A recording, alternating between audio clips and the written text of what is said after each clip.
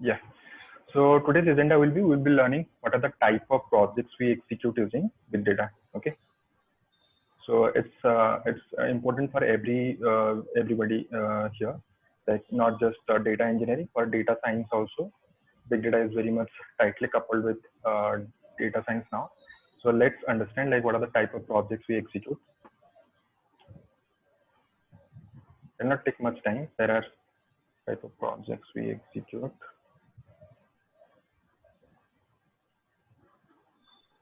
using big data tech stacks. Okay. So first one is basically creating data pipelines.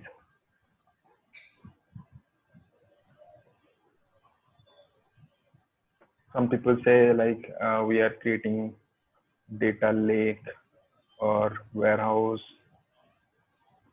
or marts. Okay. So if you have heard about like people say like, yeah, I'm working on that data warehousing project, and he's a big data developer and he's saying, I'm working on a data warehousing project or data mart project or ETL project. So that means all this part basically. Okay. So that means that person is working on creating data pipelines. Okay. Pipeline as a normal English word, you can just relate it. So as we have discussed yesterday, one example, Reliance is having a couple of business verticals. Say Reliance Jio, Reliance Petrochemicals, Reliance Finance, Reliance Entertainment, and all these different business verticals. And suppose the business exits in, or the basically VCs want to take a bird eye view of the entire business, how stuffs are going on. So they will require a dashboard or a business intelligence reports to take business decisions on that. Okay, suppose they see like from Reliance Jio, just take the example like 5 years back when they started, obviously it is in loss, like they're investing a lot of money, they're taking a lot of money from the market and investing. So it's a lot of losses are happening. So, but yeah, the forecast is basically 5 years. They have a strategy like after 5 years it should start generating money. Okay, so suppose Reliance Entertainment is making a lot of money, so let's take some profit from that and invest in Reliance Jio. Or say Reliance Finance is doing moderate level, let's don't touch it. Say Reliance Petrochemicals is doing phenomenally great, so let's take some profit from that and then invest in Jio, like that. So those kind of stuff. So all these big firms, not just big firm, all companies nowadays, they're creating business intelligence reports, and business intelligence reports or the dashboards are backed by actual data, isn't it? So if you're seeing some dashboards in the real time, for example, what we see yesterday, if you just search dashboard,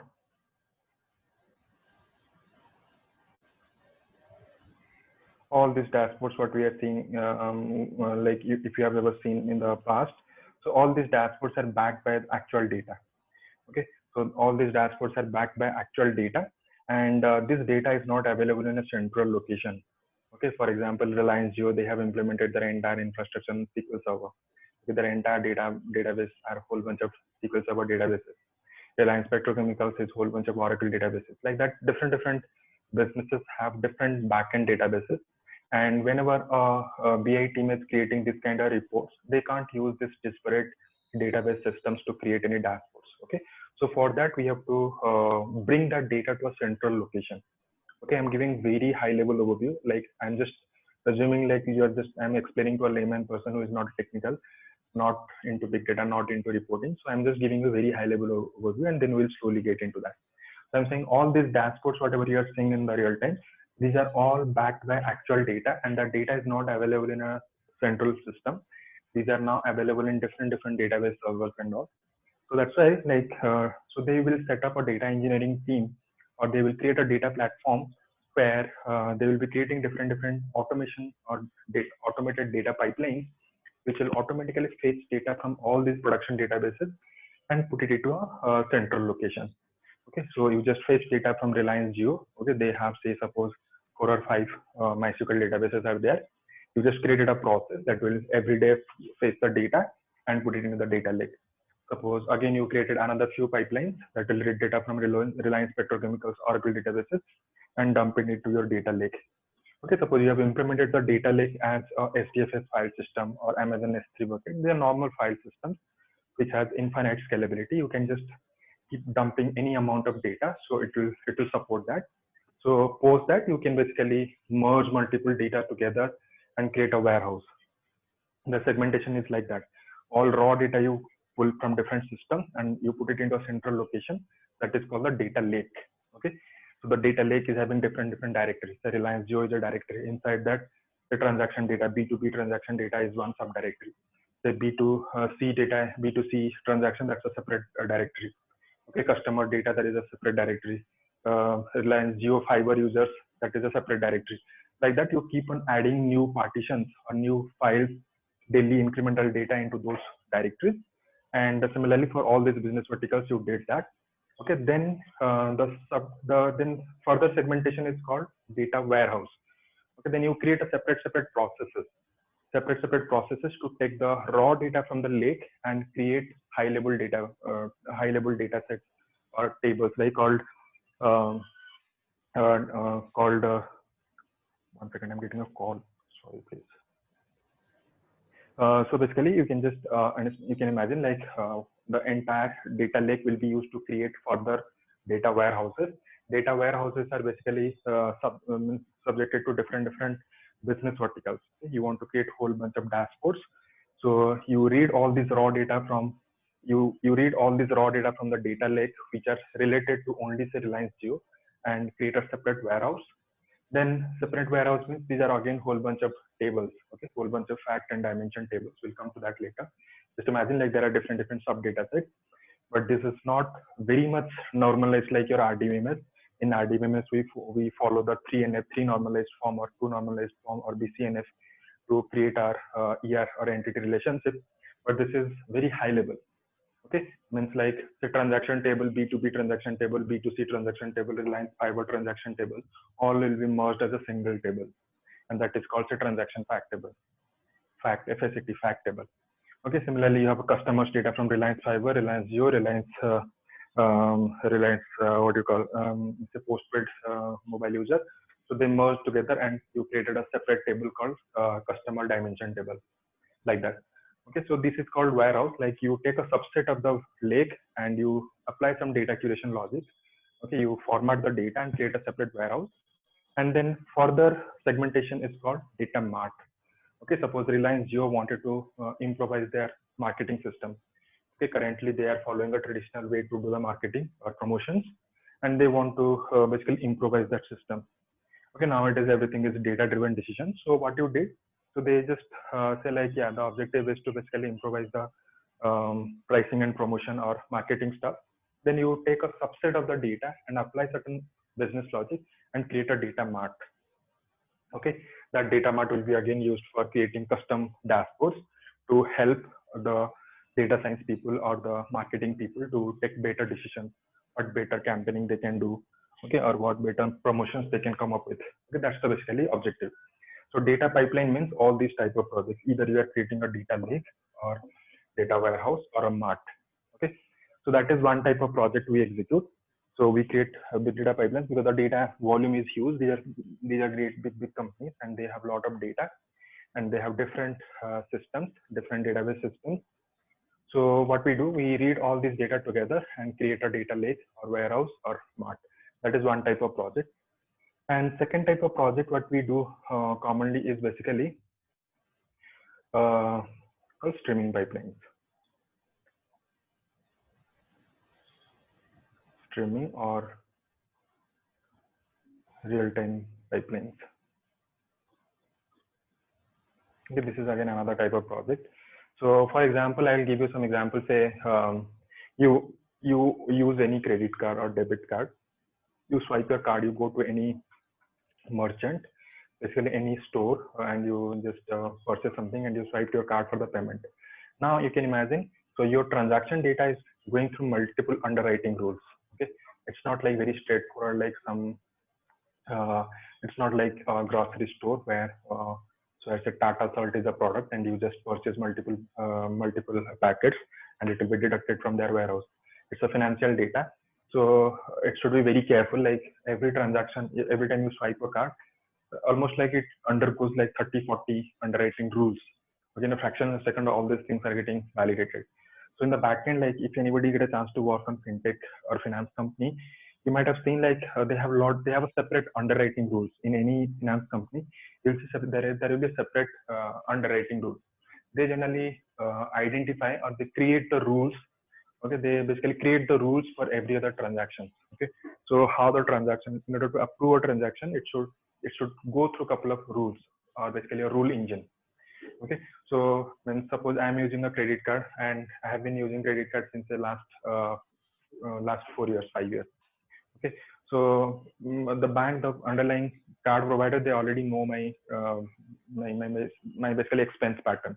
Every month I generally spend say 20,000, 30,000 from my card, and roughly number of transactions is kind of 50 transactions every day.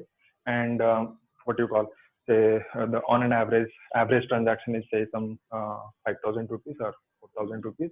And what else? Say my maximum transaction is say 1 lakh rupees. 95th percentile is say 50,000 or basically 10,000, and fifth percentile is say 100 rupees. So they know all about my details. Okay, they know like entire execution, means the entire spend pattern. Grocery shops I go like monthly say 10 times or like 5 times. Medicine stores I go say 2 times. So different attributes they already have. Okay, suppose and basis that they have created their underwriting rules, okay, for different customer segments. And now all of a sudden, like there is a transaction happening on my card, okay, from say one of the store there in Hyderabad, some ornament or jewelry shop, and it's a 2 lakhs rupees transaction. They will not immediately approve it. You'll immediately get a call from the customer care asking like, is it a legitimate transaction or not? So how they are knowing that? Okay, so all these things are basically streaming applications. Okay, on the fly, your transaction data is being processed, and they identify whether it's a valid transaction or what's the probability that this particular transaction is not a legitimate transaction. So basis that they act upon immediately, a customer care or ticket will be raised to the customer care, and they will call you immediately, or immediately a call will be made, and then once you pick up the call, it will connect you to some customer care. Okay, those kind of systems are basically real-time pipelines that is on finance data. Mostly many people will not get a chance to work in finance data, but nowadays it's very common. If you get a chance to work on any IoT companies, as in all these bike sharing companies here in India, Rapido, this Yolu and all. So they are the biggest users of streaming applications. Okay, so on the fly they have to manage everything, like where their vehicles or their bikes are going. Okay, so how much time it's underutilization. Okay, how much time it's idle. Okay, so if the bike is going outside of their radius, all these things they are tracking in a real-time manner. And in e-commerce portals, again, common use case, like if you remember, if you have seen, like every time you do search any products on flipkart.com or amazon.com or .in, so you will see like immediately after like once you come out of that page, so you'll start seeing those kind of product ads in other pages also. Okay, so you can just imagine these e-commerce platforms, they are nothing but their job is basically to connect the buyers and sellers, isn't it? So to connect the buyers and Siddharth, this finance related example, just repeat it once. Just want to okay. understand, like, yeah. Okay, so every time a transaction is happening, every time you are swiping your card there in any of these merchant, so your transaction record goes through multiple underwriting rules. Okay, so your transaction has been, you just swipe your card will go through all these steps. The first step is, so is it less than the 95th percentile of your transaction? Is it more than your 5th percentile of your transaction? Okay, so then your count of transaction of this month, suppose on an average you do 20 transactions on your card. So is it the number of transaction is more than 20, less than 20? Okay, and say category wise, like suppose you have done 5 categories of transactions, say grocery, medicines, and say what else? Say bike servicing, car servicing. So those kind of categories of transactions are there. So is your transaction is under that category or not? Okay, so city, suppose I reside in Bangalore, so all these transactions are there in Bangalore. If the city pin code is one of the pin code in Bangalore or not? All this, like you can just imagine your records, one transaction record is going through all these if-else checks. Okay, if it passes through all these checks, then only this transaction passes through.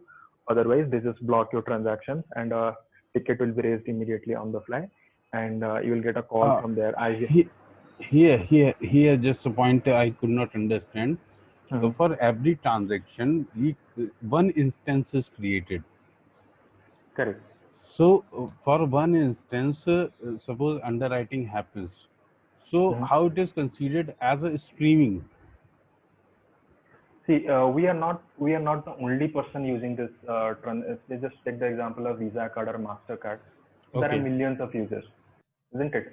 There are millions, tens of millions of users, and you can see every time one of transaction is, means every millisecond, thousands of transactions or lakhs of transactions are happening.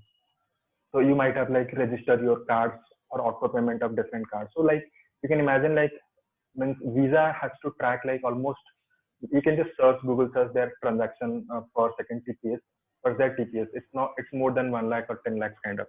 Like every second they are processing tens of lakhs of transactions, and all these transactions should go through all these underwriting rules, isn't it? Don't you think Yes. like if for 5 minutes their system is down, so they may lose a lot of money. If you are just following this PayPal story and all, when this what you call this Elon Musk and Peter Thiel they started, they first solved this problem. They first introduced this email-based transactions, and they saw this kind of fraudulent transactions every month. They're basically losing a big amount of money, and then they created the fraud detection system. Like on the real time, you have to detect the transactions basically status, whether it's a legitimate transaction or not, and you have to intelligently stop the transaction if it is fraudulent. So now this is not limited to these big companies. Every other small companies, if you are going through, like there are many Indian startups who are providing credits on wallets. I myself is also working in a similar form. So it's a common scenario, common use case. Okay, when a transaction is initiated, so it should pass through all these steps. Otherwise, you will see immediately if there is a small loophole identified by the fraudulent users, they will start exploiting the system. Okay, for example, if you are tracking that in the real time, for example, I will say its significance. So if you are tracking it in the real time, say there is one dashboard here. Let me show you that this one. Suppose this is this is basically a line chart which is showing a transaction pattern. Okay, this is basically a line chart which is showing the transaction pattern, and they're monitoring in the real time. So they see like there is steady line, like every day they know like there are roughly a million transactions is happening.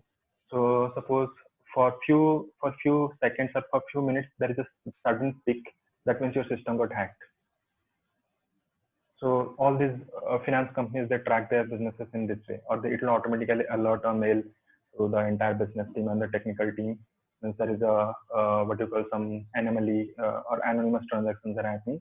So on our average, like they generally see a number of transactions, say 1 million transactions per second, but all of a sudden it's spiking up to 1.5 million or 2 million. That means is this a festival season, like in India, like say October month, all these e-commerce businesses, they run different campaigns. Is it a festival season? Then yeah, it's normal. If it is not a festival season, that means there is some fraudulent transactions are happening. Okay, you have to immediately stop your service for a few hours to basically track like what is wrong or what is right, isn't it? So that those kind of examples are typical examples of streaming applications. Your transactions are automatically getting streamed to Kafka, and Kafka is basically integrated with your fraud detection system, and your fraud detection system identifies like this transaction is going through is a valid transaction or it's not. So those kind of use cases. Does Uh, it make sense? Sorry to interrupt you here, but I've heard about the mainframe system because from the background. So it's Mhm. basically the validation programs which will handle all these things underwriting at the same time. So Correct. DB2 itself has that much capability to handle it because in an instance, it handles 50,000 plus transactions at an instance it handles. So what's the basic difference? I just want to understand, like streaming transaction here in big data engineering, and there the validation there it happens. Just trying to correlate. So I got your query. I got your okay, query. Yeah, okay, means it's a common scenario. So what okay. happens now? For example, you are saying say you are using mainframe systems and it has a capacity to basically validate 50,000 transactions per second. So that is one level. Suppose one system is doing all this validation.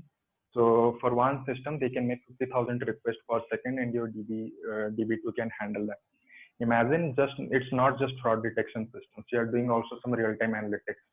Okay, you have location service enabled. Okay, you are basically tracking the devices when a person is moving around different places, that you want to send some targeted SMS.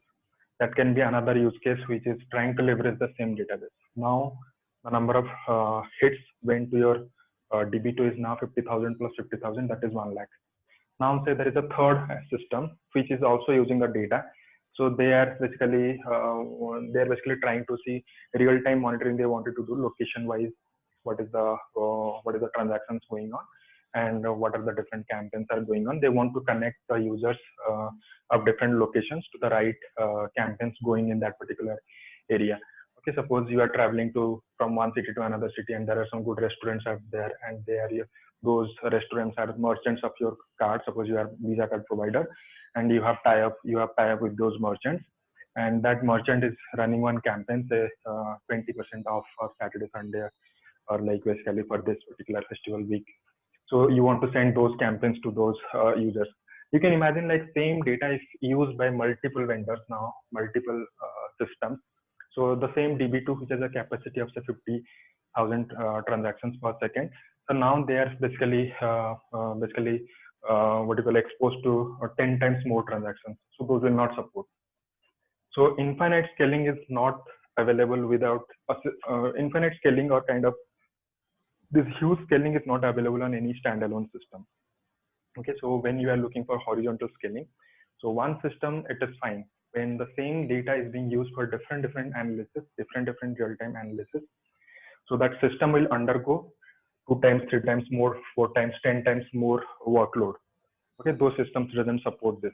So in that case, like we have to think of like using some streaming applications. We have to think of some distributed message queues and distributed stream processing systems. Okay, we have to basically route the same transactions data. Means when the transaction is basically logged to the database, immediately you just log it to a distributed message queue like Kafka, or basically Kinesis or Google PopSub. You just add that data, and now those systems are having kind of infinite scalability. Okay, now you have 10 analytics systems who want to consume that data and process it in the real time. They can, instead of hitting your DB2, they can hit to Kafka message queue and they can start processing it. Okay, now you just basically bifurcated the systems instead of hitting the production database, and now they are using the distributed message queue like Kafka, Kinesis, and all to do the analytical use case, to run the analytical use cases. Getting my point? Yeah, I got your point. Like scalability of processing a data is increased in tenfold. That is one benefit of it. Correct. Yeah. Any other points? There can be many such analysis. I'm just trying to give very high level overview. And this Kafka, you can see like there are. This is not like kind of like messages are generated and it just once it is consumed, it is disappeared. No, it's not like that. It just stores the messages permanently in the local file systems, and there are different rules also you can mention, and you can basically implement your entire rule engine in Kafka also. Kafka has this KSQL, and KSQL basically you can join or you can merge multiple data sets together, and on the fly you can make some decisions. Suppose rule engine what, like you have multiple business logics and you have to just club them together to create a bigger system. The entire system can be implemented in a streaming manner also there. So Kafka itself, if you have a huge Kafka cluster, they can a 10 node, 100 node, 1000 node Kafka cluster, you can implement the business logic there also itself. It also supports SQL. You have to add the plugin KSQL, and you can start doing your analysis there also. A lot of things are there. It's not just limited to that. And 50,000 is fine. 50,000 is nothing. Just take the example of Amazon.in. So every second, kind of like millions of transactions are happening. Not just if you just see. What I said, like it was a 50,000 as a computer instance, not a second per second. It's a system instance that is less than like there has some quantity defined.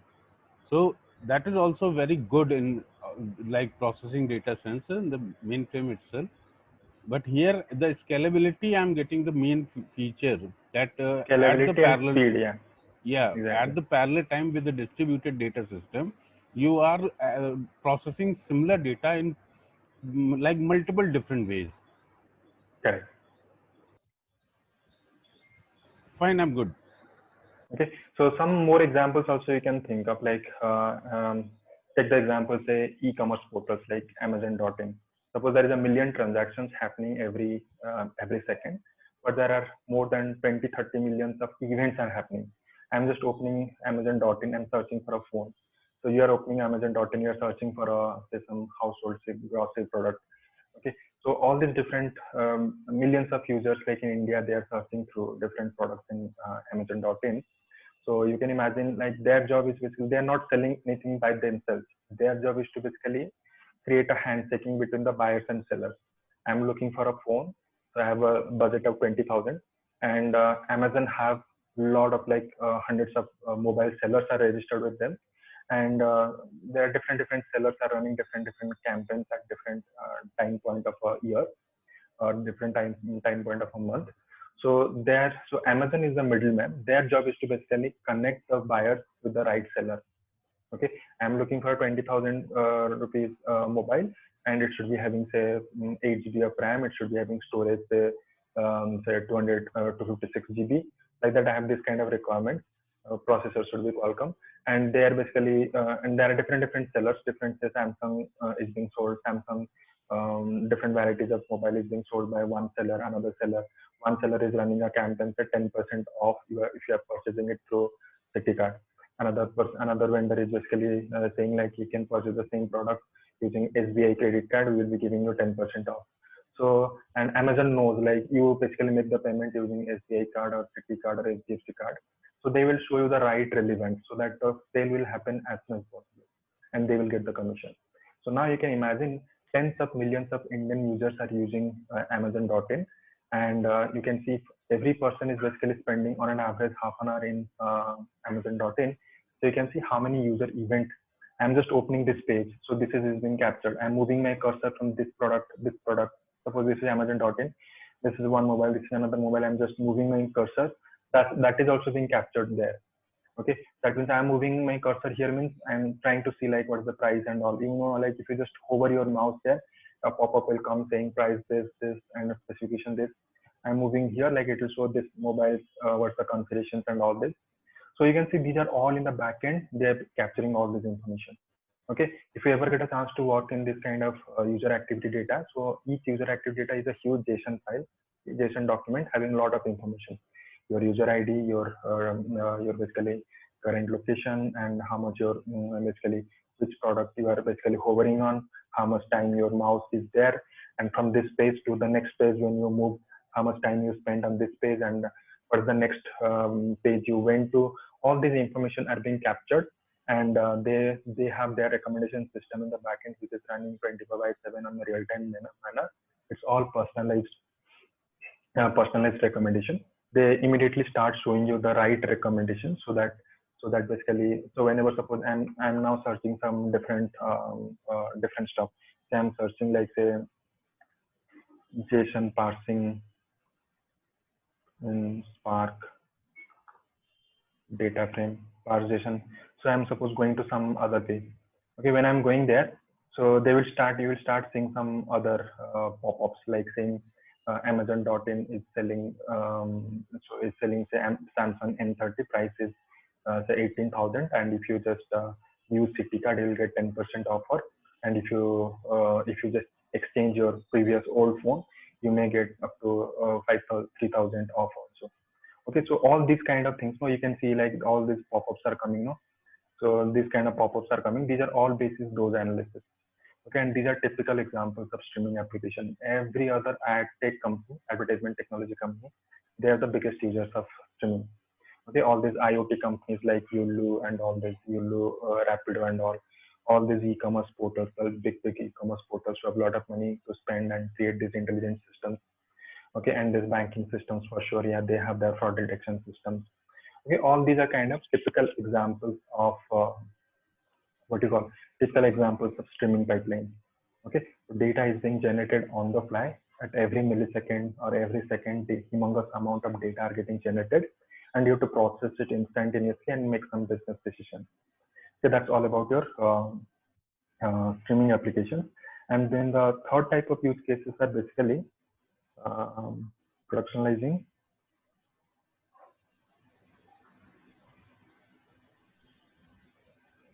Machine learning use cases. So what does that mean? Basically, all these examples what we discussed, now suppose a recommendation system. This is one of the example of what you call machine learning application only. So suppose time forecasting. Okay, so forecasting means suppose I've worked on for some use cases like forecasting Surf Excel. Surf Excel is a product from Unilever, and you have to basically forecast like every next quarter, like in India, like how much of tons of not just India, in every other city they have different city-wise factories, so or state-wise different factories. So in every state, how much of tons of Surf Excel will be required for the next quarter or next month. It sounds funny, but supply demand supply chain work in that way. So you have to accurately forecast like what's the market demand will be in the coming few months. So basis that you have to manufacture. Okay, suppose there is a requirement of 100 tons of Surf Excel for Karnataka. Okay, so you have to basically plan accordingly. You have limited number of factories. You have say in Karnataka you have three factories which has to manufacture 100 tons of Surf Excel for the coming quarter. I'm just giving a very hypothetical number. I don't know exactly how much required. So they have to just plan accordingly. Factory has a limitation, like they can a single factory. They have two big factory and one small factory. This big factory can manufacture say 50 quintals of Surf Excel in basically say one day. Okay, so basis that you have to plan your workforce. Like some factories has to or has to run basically month means every day say in a full time, and small manufacturing companies has to run in two shifts. A worker should come day shift as well as night shift, run it twice to manufacture to meet the requirement. So these are basically very careful decisions you have to make, because you can imagine that's basically decide their revenue factor. So if they over manufacture, suppose they wrongly identified like it's not 100, it's not actually 100 tons required, rather it's say actually it's 80 ton required, but you over manufactured 20 tons. So what happened like every other product is having an expiry date, and also you have to spend money on the warehouses or godowns. Once you manufacture it, you have to store it somewhere. It's not like in the factory you just keep it. Factory is meant to just manufacture, so you should be having the godowns. And like if you store it in godowns, you have to pay monthly rent, isn't it? So there are different godowns are there, so you have to pay it some charge at a daily basis, some charge at a monthly basis. So if you over manufacture, you have to pay extra money to the godowns. Basically products will not be sold, so it will get expired, and you have to waste those, you have to spoil those products. And at the same time, if you under manufacture, suppose there are actually 100 tons required, but you under manufactured only say 80 tons. So what will happen? So that means 20 tons are deficit. So what will do? So suppose customers are going to supermarkets and all, they are regular users of Surf Excel. They find like for this month Surf Excels are not available in different stores. They just thought let's try another product, say Ariel or some other detergent, say let's start using. And what happened, like they started using it and they liked it, and also they saw that the price difference of 10 rupees. So like these customers will say, yeah, let's stop using Surf Excel, let's start using Ariel. You get my point? So all these use cases, these are typical use cases of like machine learning applications. You have to accurately measure, like estimate how much of demand will be there, which is that you have to manufacture. Over manufacturing will cost you, and under manufacturing will also cost you. Okay, so all these things we have to basically do. So traditionally, the machine learning people or the data science people, they create these models. Okay, they create a machine learning model. That's an application, you can say. At the engineering front, you can say they just create an application, but these are not like Java, Python applications. These are data science, some mathematical algorithms they used to create those models, and those models has to be run or to be executed every month. Okay, so you can't just execute the same current month forecasting you did, and today you cannot do the forecasting for the month of December or for the month of 2021 January. So you have to first see the data, then only you'll be able to forecast. Okay, suppose in order to forecast the Surf Excel's requirement for the month of say October, I need to see all these transactions till August. Okay, so till August transaction data I will take, then only I can say accurately forecast for the month say October. Okay, so that means like unless and until I don't have September month data, I won't be able to forecast November month data. unless and until I have November month data, I won't be able to forecast 21st January forecast, okay, requirement. So those kind of systems like that means a dedicated data science person have to retrain the model every month end to basically get the data. So nowadays, like businesses, how the things are getting evolved. So Spark and all these different frameworks like Flink, they are also coming up with this machine learning libraries.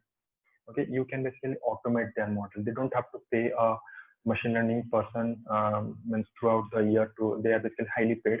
You can't just pay them every month just to retrain the same model. You're not doing any research. You are basically running the same model again and again, and for that you are basically maintaining a highly paid resource in your company. Rather, you can automate it, so it's automatically every month that report will be generated and it will be circulated to the business team, and they can plan their inventory accordingly, isn't it? That is one use case. Another can be what? Another can be say uh, so basically, earlier, like people were doing machine learning on small amount of data. The traditional machine learning tools are basically SAS. If you have heard about it, SAS, R programming, Python, scikit-learn. Okay, there are a couple of other tools are also there. People were using those kind of tools to do this machine learning analysis. Just like we are using Apache Spark for big data processing, Hadoop for big data processing, Flink for big data processing. Similarly, data science people, they used R programming, Python, scikit-learn, SAS. These are the traditional tools people use to do that, and these are all standalone systems. This has to run on a single machine. Okay, you have to procure a big server, and on that server, this models will be running. But nowadays, you see like every other business is generating terabytes and petabyte scale data. Okay, now machine learning is not just limited to a single system. It's not limited to the laboratory only. Now small firms are also trying to do intelligent machine learning to improvise their business. Every other startup is spending a lot of money on the data analytics, AI, and all this. Okay, so now the question is basically how to do the same machine learning models on this huge data. So for that, this distributed computation framework like Spark, Flink, and Hadoop, they came up with their own machine learning libraries. Okay, which is so Spark itself is a distributed computation framework, and it has a capacity to process the computations across multiple computers. Now the same machine learning model what you were doing earlier in a single standalone machine, now you can do it in a multiple computers also. Okay, so now basically that is one thing. Okay, so what happens like the projects look like one machine learning model has already been developed, say one forecasting problem. Okay, it has already been solved, and what you have to do, you have to basically distribute it. Okay, you have to take that code and you have to rewrite the code using Spark MLlib, okay, or Hadoop Mahout. Okay, you have to use any of these libraries to redesign or redevelop the same machine learning application. Okay, and then obviously you have to automate it just like the normal data pipelines you're automating. So similarly, this machine learning pipeline also you have to automate it. Okay, that is also another kind of use cases. Okay, so these are the three type of use cases I personally has worked. So I just give you those examples. And another few examples which are basically hypothetical, like I have not yet seen, I practically didn't use anything, but Siddharth, yeah, yeah, Siddharth, I want to interrupt you here. What is yeah, the please. difference between the conventional predictive analysis and Mhm. this one, the machine learning test cases you used? That's what I just told you. No, means traditionally people generally use standalone machine learning models.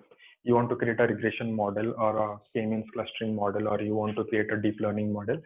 So the libraries were limited to single machine. You have to write the code to say estimate like what's the requirement of Surf Excel for the next month. So you write that piece of code that will be using say last 2 years of data or 1 year of data. And by using last 1 year of data, say the volume of the 1 year data is basically say some 100 GB of transaction data. So this 100 GB of transaction data you just used to create a machine learning model. A lot of computation required because all machine learning models in an iterative manner. You have to keep on iterating to basically fine tune your model parameters. Okay. Now basically I'm saying like take the example say Swiggy. Okay, Surf Excel like once like a person is going to a supermarket purchasing 1 or 2 packets in a month. Take the example of Swiggy Zomato. So at a daily level, like all these youngsters, all these software people, they are ordering food thrice a day, 4 times a day, starting from like breakfast till evening. So you're purchasing, you are ordering everything. Now you can imagine the quantity of orders. Like if you 100 GB of data for 1 year to estimate the next month of Surf Excel requirement in the Karnataka market, Now you can imagine like if some forecasting problem being solved by Swiggy, how much of data they have to process. They may have to process like 100 TBs of data. Okay, 100 times more than Surf Excel. It's common, right?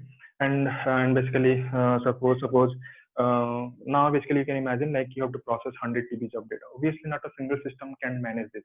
Doesn't matter you procure any supercomputer and all, it cannot be solved using a single computer. You have to think of some distributed systems like a Spark machine learning library or Flink machine learning library or basically Hadoop Mahout. You have to use those kind of distributed computation system to build those models. Getting my point? Yeah. Okay, so the volume of data what you were using earlier for like machine learning using this SAS, R programming, Python, scikit-learn, now you are doing the same thing using distributed computations like Spark, Flink, and Hadoop. Nowadays, like if you have heard like, yeah. Here, apart from distributed and having a large volume of data, other than that, there is no difference.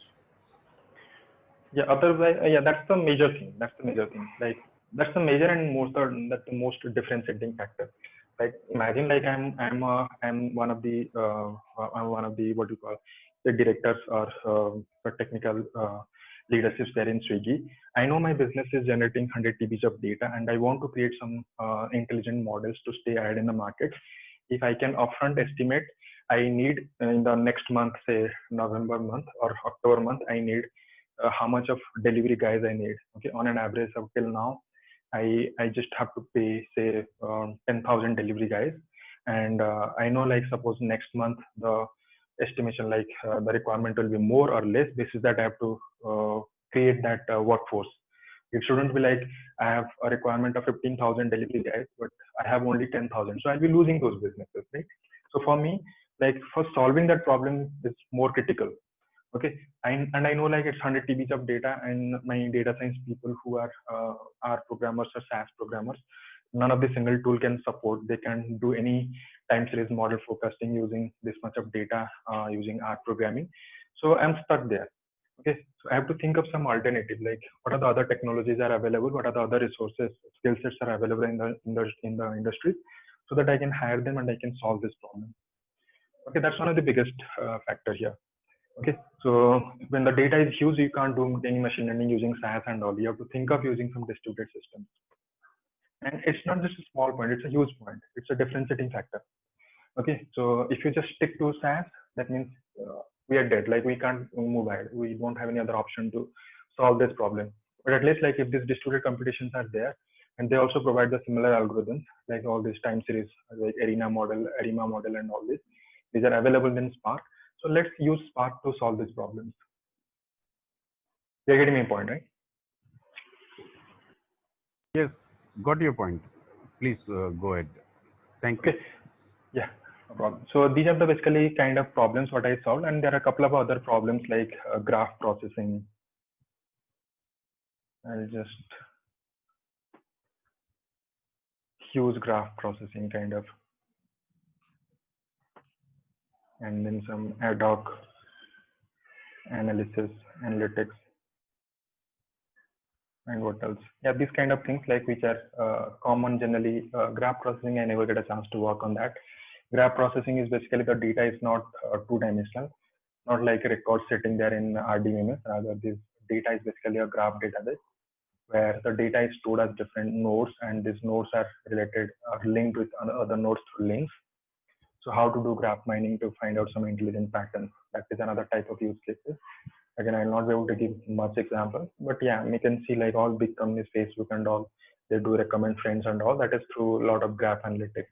They basically understand the pattern of different users, how a person is basically linked with different other users, what's the common features between them, skills wise, experience wise, location wise, and all this.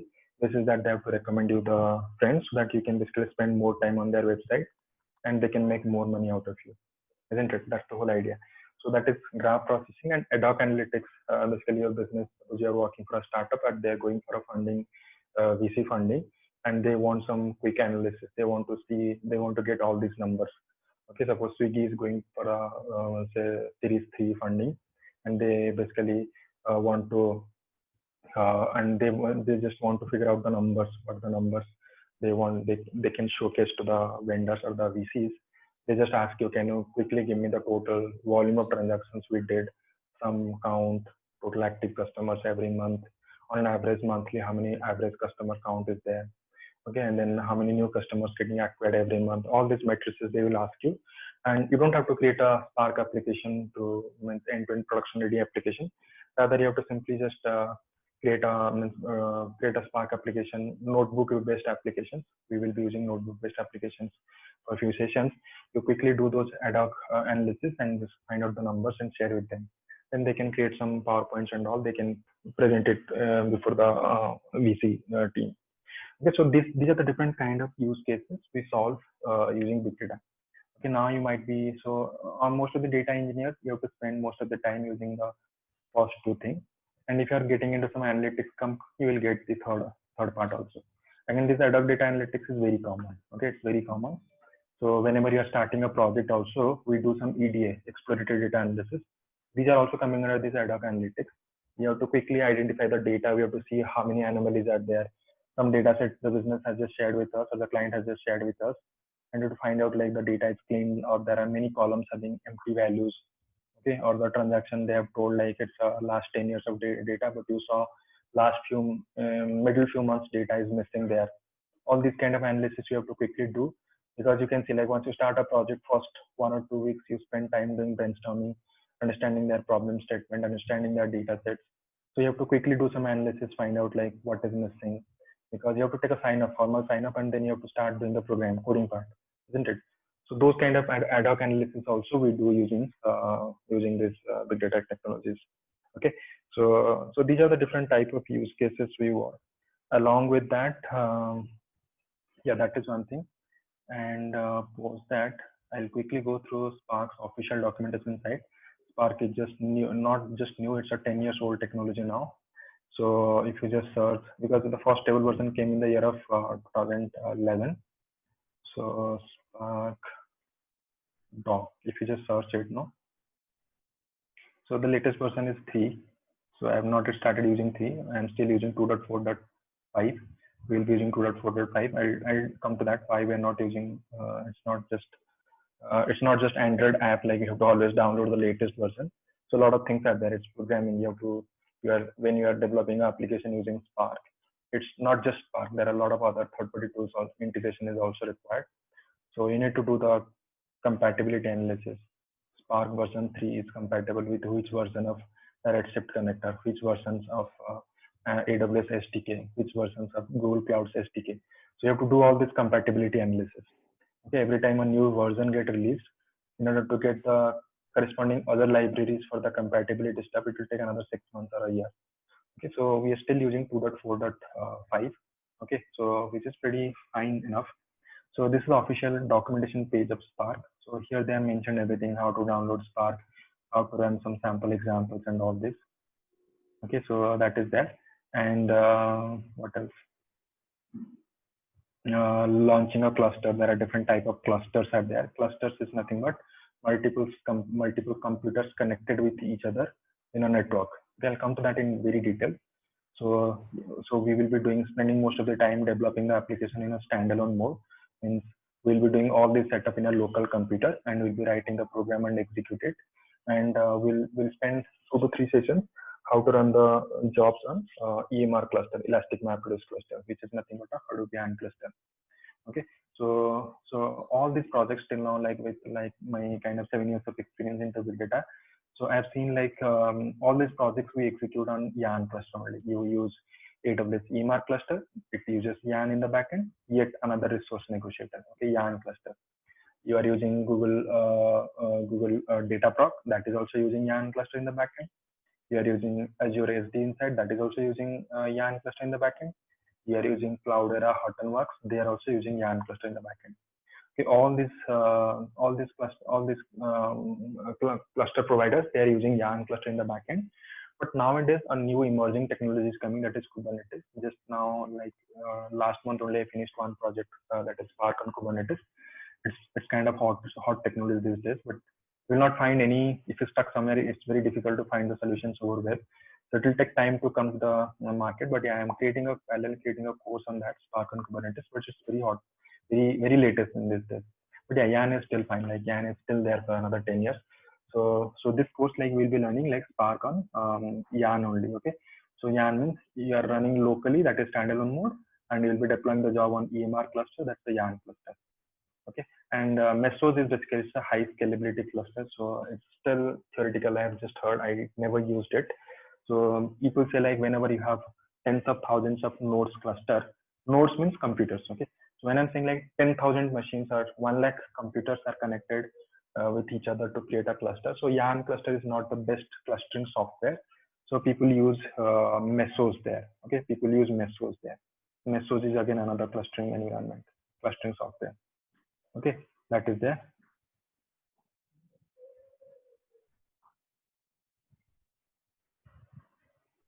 Okay, that is there. And what else? Post that these are clustering systems they have mentioned, and these are the different modules of Spark. Okay, so this is nothing but this page is nothing but quick start page, and the other modules are mentioned here. You can see RDD accumulators, broadcast variables, Spark data frame dataset, structure streaming, Spark streaming, MLlib, graphics, Spark card. Okay, these are the different modules of Spark. So what we'll be learning? We'll be learning the first module, that is RDD, accumulators and broadcast variables, SQL data frames and datasets, structure streaming. Okay, these are the 3 modules we'll be discussing. And what about the other modules? So Spark streaming and structure streaming, these are 2 streaming frameworks. And these streams are Spark streaming is the legacy version. Okay, it is Spark 1. Okay, we are using Spark 2, so we'll be directly starting with the structure streaming. Okay, so trust me, like people are also using structure streaming since last 5 years. It's not new. Okay, and this stream is way more older. So we are using structure streaming for this. And MLlib is for machine learning, so it's a data engineering course. We are not spending time on MLlib.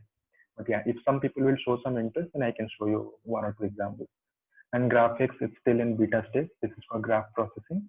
And Spark R, as I mentioned, like R programming is basically used for data science people, for the machine learning people, they do R coding. So this is the distributed version of the R programming. Okay, the same R program what you were writing earlier as a statistician or a machine learning or a data science person. So now you can think of using Spark R, which is the distributed version of the R programming. Okay, that is that. Okay, these are the different modules of Spark and different languages. Okay, it's just a distributed computation framework. Spark is a distributed computation framework, and it supports multiple languages. You can write Spark program using Scala. You can use Java, Python, R programming, SQL. So here we will be using Spark with Python. Okay, so that is PySpark we call it as, and the SQL also is common for all. Okay, we'll be using all this. That is there, and deployment guides. Okay, how to deploy your applications. All these parameters are mentioned here. We'll go through that, and monitoring, tuning guides. All these things we'll be discussing. How to monitor the jobs, how to configure the Spark Summit or Spark job, tuning and job scheduling, how to schedule the job. Okay, security part will not spend time because this is DevOps work. Hardware provisioning, all these things part of clustering only. Okay, and third-party projects also will be using a lot. And yeah, and external resources. These are different resources you can follow to learn Spark. So this is the official landing page of Spark. Okay, we will be using, as I mentioned, we will be using the first 3 modules of Spark as a data engineering profile. Okay, that is there. And with that, yeah, so we finished the types of projects and we finished the Spark part. And yeah, AWS also, I think you have AWS account by any chance, Manasys? No. Yeah.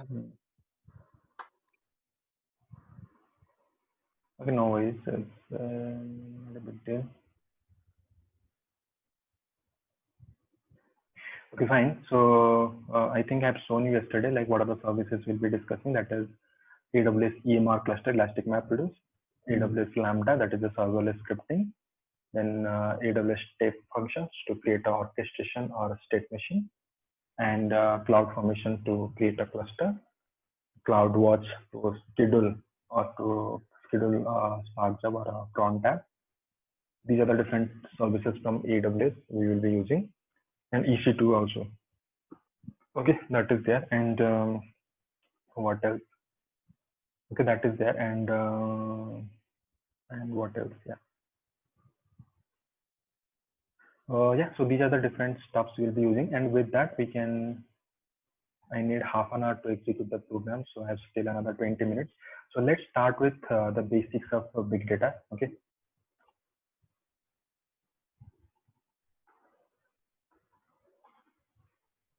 So here inside that we will be learning two things. That is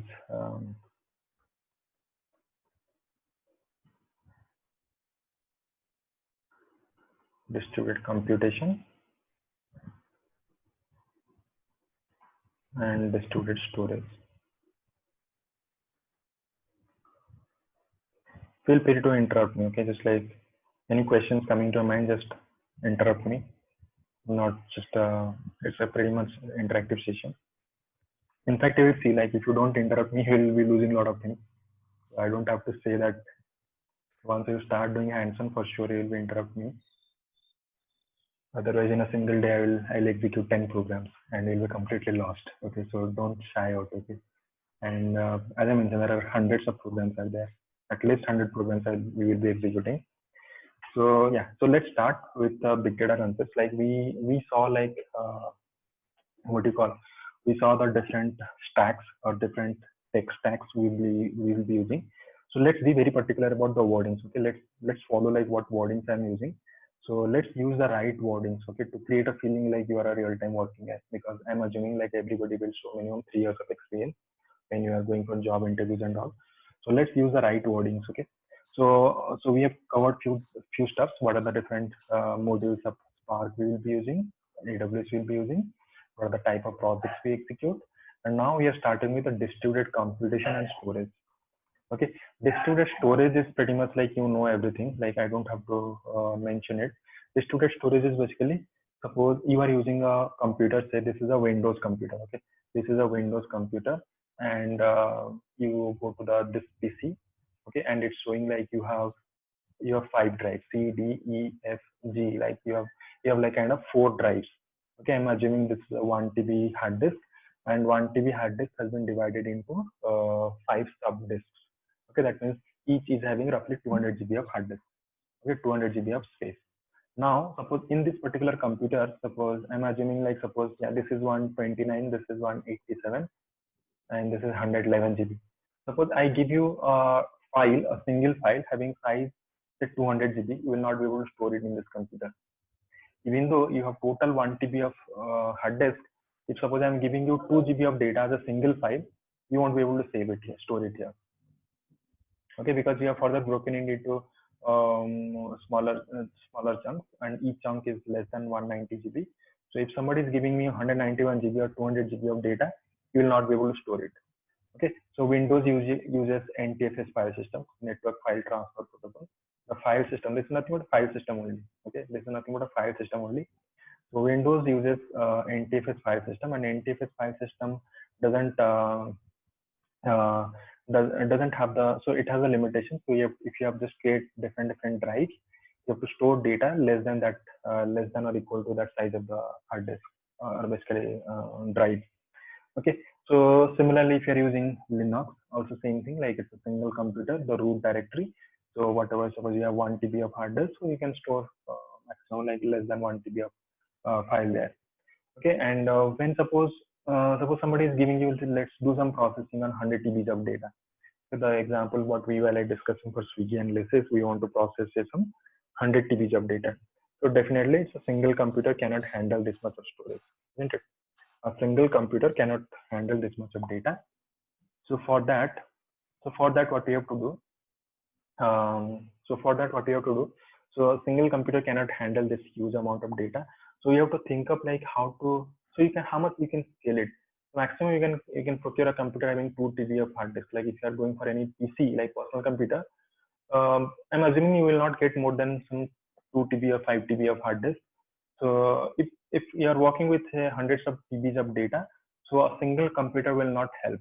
So you have to club multiple computers together to form a bigger computation unit. Okay, you just procure 200 computers. Each computer is having 1 TB of hard disk.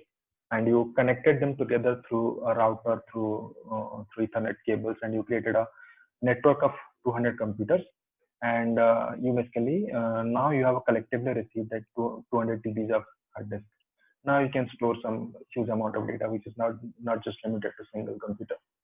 And similarly, computation wise also, for example, yeah, there is a famous story. Let me quickly tell you.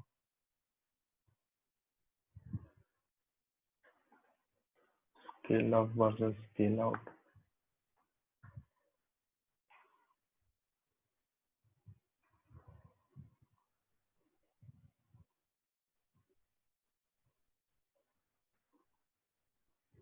For example, so just imagine like 20 years back, like one of your friend or your family person who has joined HDFC Bank, okay, as a data analytics person or a data engineer. So your job is basically his or her job is to basically take the production data, extract it, and do some reporting.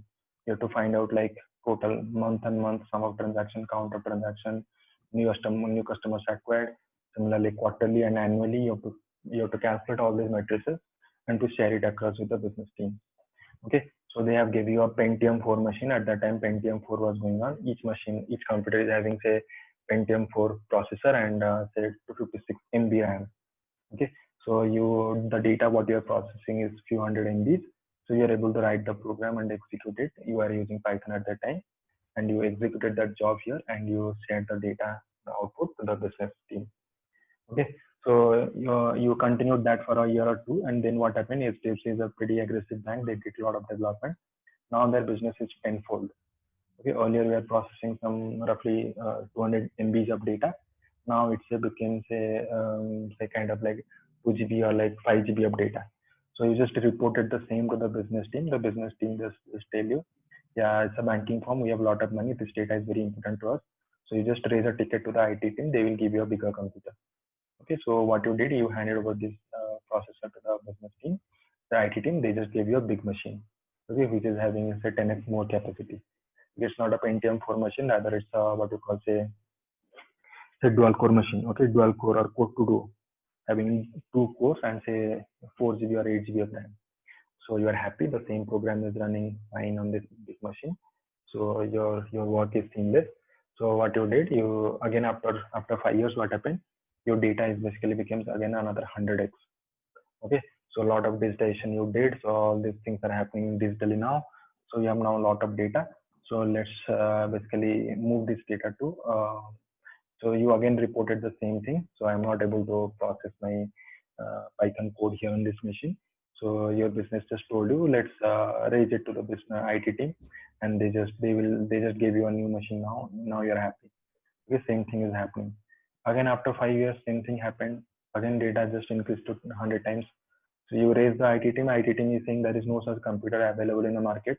You want to process 10 TB of data on a single machine, and that means roughly you require a computer having say some 20 TB or 50 TB of hard disk, and say RAM say 10 TB of RAM, and say 5,000 cores processor. So those kind of computers doesn't exist in the market. Okay, so does that mean business has to stop this activity? No. So there basically distributed computation comes into picture. Okay, so this kind of like increasing hardware of a single computer is called scale up. Okay, you're vertically scaling up the processing capacity of a single computer. Now you're coming out with the scale out solution. Scale out solution is basically when you realize the processing more processing requirement, just another computer get added to the cluster, and you created a cluster of two nodes. Okay, then you need more storage, more computation. You add another machine. Like that, you can keep on adding machines. This is called horizontal scaling. Okay, you're horizontally adding computation units to your cluster to get a bigger computation unit. Okay, that is all about your what you call. That is all about your. This is all about your this particular called horizontal scaling or scale out solutions. Okay, this is basically used for so all these big data applications we are seeing, these are distributed computation framework. Spark, Hadoop, Flink, these are all distributed computation frameworks. So these are basically nothing but on this concept only. But here you must have realized one thing, like here Python, Java, C++ programs you are running. Now, how to run the same program here? Same Python program, how you'll be writing here? Same Java program, how you'll be writing here? Like all these programming languages are designed to run on a single computer. Okay, you cannot just ask your cousins or your siblings computer, and you can just connect these two computers through a LAN cable, and you execute one Java program here in this computer, and you will expect that this execution will happen in both the computers. That doesn't happen. Okay, no magic will happen. So because this all programming languages has been designed to run on a single computer only. Okay, this will be running on a single computer only. So that means in order to utilize this horizontal scaling or scale out solution, you have to learn a special type of framework. Okay, this traditional programming languages, database queries, mainframe, this will not help us here. You have to learn a specialized framework to make utilization of this kind of infrastructure. Okay, I just set up a 100 node cluster or 1000 node cluster. How to use the capacity of this 1000 node cluster? For that, I have to learn a special framework that is called Spark Hadoop framework. These are the different frameworks which supports this thing. These are not languages; these are frameworks. We'll come to that later. But for now, just remember, like all this Java, C, C++ programming, this will not be running. This will not be able to run in this particular machine, this particular environment. You can run C program here, run here, but you cannot run one applications here and expect that it will be running by both the computers. Okay, this is not possible. Okay, for that you have to learn a special type of software or programming frameworks called basically distributed computation. Okay, Hadoop, Spark, Flink, these are the common examples of this kind of frameworks. Okay, that is that. And along with that, what else? Okay, so without further delay, yeah, somebody saying something? Yeah, so that is basically the distributed computation framework. So what we'll be doing, so let's use Databricks Community Edition. Anybody registered here? Manosis, did you register here? If you have not registered, you can register here. This is a free cloud Databricks company, as we discussed. These are the founding team behind the Spark project, and they are giving free clustering software. Okay, so this is Databricks Cloud. Okay, they provide a free one node cluster for the developers to practice this. Okay, so what we'll be doing, we'll spend some time first create. So you can just register it. Okay, there will be two options. Okay, I'll just say you quickly. Kishore, you are saying something. Can you please tell me the difference between Hadoop and Spark? Definitely, we'll come to that. Just allow me some time. 1 second. Let me just open it. So just if you just search no Databricks Community Edition, if you just search it, second link you have to just click.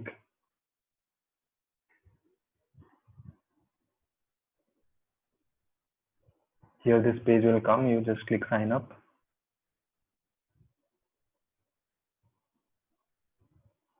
Okay, you just wait. Try Databricks. Okay, you have to fill your details. Okay, you have to fill your details, and then you have to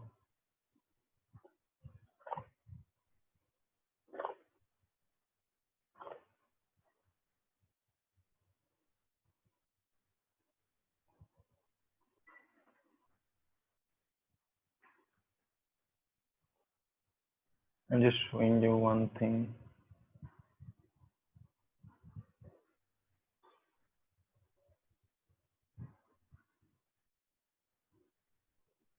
Yeah, so once you put your information, so it will come into this way. Databricks platform free trial, and another is community edition. Just make sure you are going ahead with this. Okay, this is free only for 14 to 15 days. You have to use this community edition. Okay, it's free. Okay, but limited feature, but it's free. This is very difficult. You have to just integrate with Azure or AWS, but let's use this one. Okay, so once you use this get started, then basically you'll get a verification email, and you can just verify it, and you can use it now. Okay, time to check the email. Okay, that mail doesn't exist. Okay, so once you register there, then you can log in here, and you can see this is the official landing page of Databricks Notebook. Okay, Databricks Community Edition. Okay, it's a framework that is available for free to practice Spark programs. Okay, so it's an initiative by the Databricks company, as we discussed yesterday. Matty Jaharia, who is the founder of Spark project, he developed this entire project as his PhD project, PhD in MIT. So it's his own company, Databricks, and they are providing a free one node cluster. Okay, they're providing a free one node cluster to practice Spark program. Okay, to practice Spark program, they're providing this. So once you log into this, you will get into this particular page called landing page of Spark, and in the left hand side you can see there's a black ribbon. Okay, and there's a cluster options is there. You can click it. You can click create cluster. So I'm creating a cluster test. So you can see one driver, 15.3 GB of RAM, 2 cores, which is sufficient for us to practice any program. So I'm clicking create cluster. It will take few seconds to create a cluster. Okay. So along with that, let's try some other program. Okay. So Siddharth, I have one thing. yeah, please. Does that Azure have some kind of tie-up with this Databricks, because we can see that feature in Azure? Do you have any idea? Yeah, exactly. So not just Azure, like Databricks is a third-party tool for basically developing Spark application. Okay, so that's basically they have created a framework, but they require the infrastructure where to execute it, isn't it? So I just created a clustering framework like all these Spark libraries, but I need physical machines to run that. So for that, they just did a tie-up with both Azure as well as Amazon, AWS. So if you are a Azure user, so you can use Databricks over Azure, or if you are a AWS user, then you can use Databricks over AWS. Okay, so suppose you want to create a 10 node cluster. So these 10 nodes will be provided by AWS or Azure, and you will be paid, you will be billed accordingly. And Databricks will also charge you for using their framework. Okay, if you that means you are using paid version of the Databricks framework, so that will be charged separately. You can write a Spark program that can be executed on AWS EMR cluster or Azure SD Insight cluster. So you'll be billed by the Azure team itself or AWS team itself, whatever the bill is there. But if you're using Databricks framework on top of Azure and or AWS, then you'll be paying that much amount along with that Databricks billing also. Oh, but Databricks has created a framework which is very robust and very easy to use. Okay, they have done a lot of machine learning related integrations. The data engineering projects also can be created with very easy steps are there. So many vendors are still using Databricks on Azure or Databricks with AWS. Okay, thank you, Siddharth. Cool. Yeah. So let's see. So we'll try we'll try our first program that is called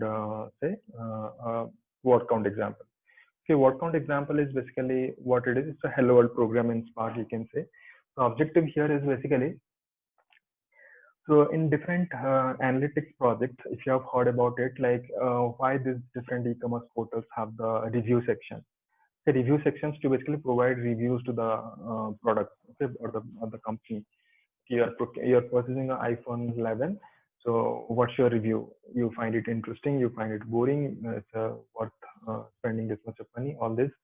So you put these reviews, and all these big companies you see, like there are some Samsung phones are there. They will see the number of reviews itself is in lakhs. Okay, so that means it's a great product. That means these businesses, they are taking their customers feedback very seriously. Okay, people like their product or not like that product, they have to take it very seriously. Okay, so they launched one product. Their target is to basically make a very competitive price, make a feature rich phone, everything, so that people will like their product, so that they can come with the latest version, another latest version, and all. That's their business strategy. Okay, so to take the business to take the reviews, what they have to do, reviews are basically human readable text. We are writing some junk text. Maybe we are writing it's awesome, so we're writing it's cool, or basically some people use some different shortcuts to write anything. So how to make use of that data? Okay, they use a lot of analytics in the backend. Okay, they basically do all this stuff, like they read all these reviews and they find out all these words. Okay, single word phrases, 2 word phrases, 3 word phrases, because sometimes a single word is very abstract. Okay, so multiple words only make sense. Very good.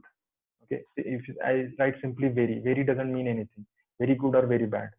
So that's when these two words will combinedly will make a sense, like either positive or negative. Similarly, sometimes three words combinedly will make sense. Okay, so all this kind of what happens, like these companies, what they do, so they read all these reviews and they create different one word reviews, two word phrases, three word phrases like that, and they identify and they create a dictionary like which word is positive, which phrase is positive, which is negative, which is neutral, and then they identify like overall review sentiments, whether people are really positive or they're neutral or they're not happy. So they have to address this problem. If they're not happy, they have to address that in the next version of the product. Okay, or they have to basically improvise their software so that people can upgrade their device and they can get the latest features and all this. Okay, so that is there. So that means you can imagine like where you have like suppose in Amazon dot in Samsung M30 is having say 5 lakhs reviews. Okay, in say Samsung is not just selling their phones in India, they're also selling the same phone in US, in other countries. So that means you can imagine there are millions and billions of reviews are there. Okay, how to process that? They have to basically use a distributed computation framework to at least read the data and do some parsing and find out the one word, two word, three word phrases to basically identify the sentiments, customer sentiments. Okay, so we are not going to the analytical use case. As a data engineering thing, what problem we solve, let's go to that. Okay, suppose our job is to basically give them the document term matrix. Okay, we have to basically read the reviews and we have to find out which word is occurring how many times. Is good is appearing 10 times, or bad is appearing 5 times, or basically good is appearing 5 times, bad is appearing 5 times. So those kind of, we have to find out the frequency of each of these words. Okay, so somebody has given you a document. Okay, suppose the elements like say very good, okay, awesome, okay, like that, or bad, okay, very nice, okay, like that. We have different words are there. So what we have to do, so we have to take this so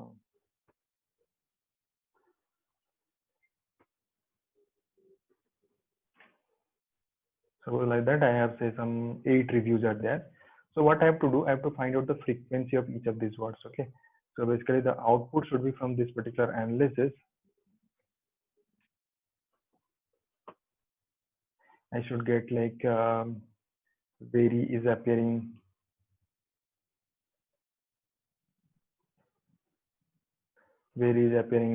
twice, 4 times, and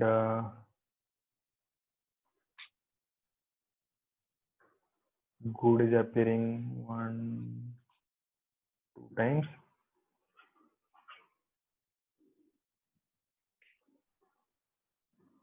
awesome is appearing twice. What else? Bad is appearing twice, like that. Okay, nice is appearing twice, like that. Okay, this is the input and this is the output. Okay, the input is this part, like reading all these reviews, and output at this part. Okay, output as this to the second column. Okay, we have to basically write the Spark program. We'll be writing our first Spark program to find out this to do this particular analysis. Okay, so what are the steps we'll be following here? Okay, what are the steps we'll be following to achieve this? Okay, so this is a typical data transformation or ETL or basically data pipeline example.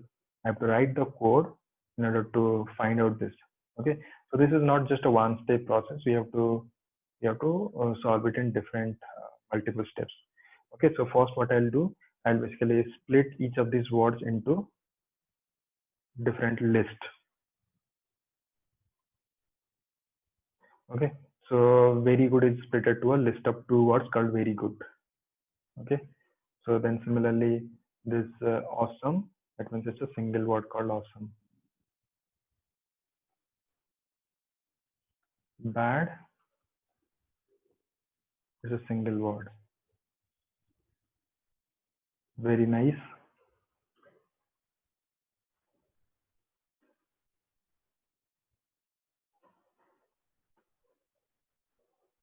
Then again, very good.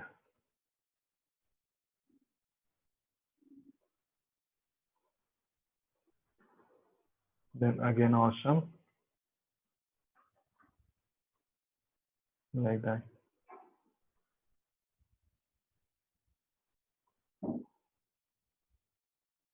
I'm just writing the steps to solve this problem.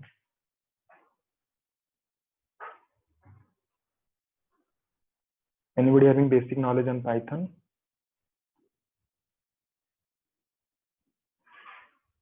No, I'll not ask you questions, don't worry. Now Yes, I basically, sir. okay, then you will be helping me write the program. Okay, I'll be intentionally doing some mistakes and you have to help me. Okay, so let's see, like we just broken each of these sentences into these kind of words. Okay, so the second step will be flattening them up. Okay, I don't want to count the words in each sentence. Rather, I want to count the words in the entire document. Okay, so for that, I have to basically flatten them up. So it will become very, means very good is a list that will be converted into two records. One is called very and second one is called good. And then the third one is called awesome. Then the next one is bad. Okay, very good, awesome, very good, awesome, then bad. Then again, very nice.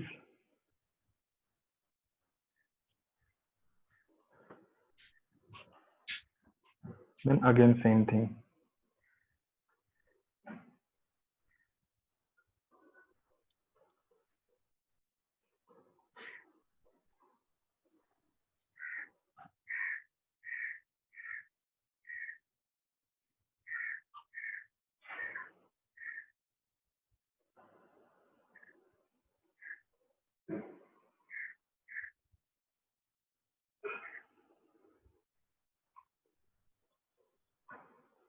Okay, very good, awesome, bad, very nice.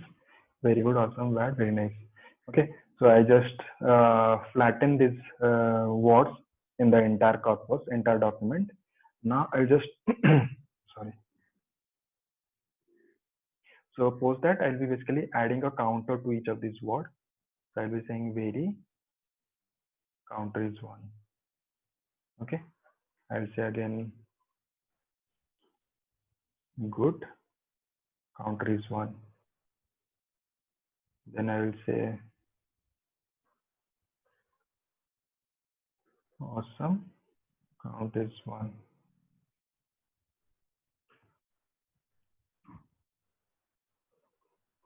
I will say bad, count is 1.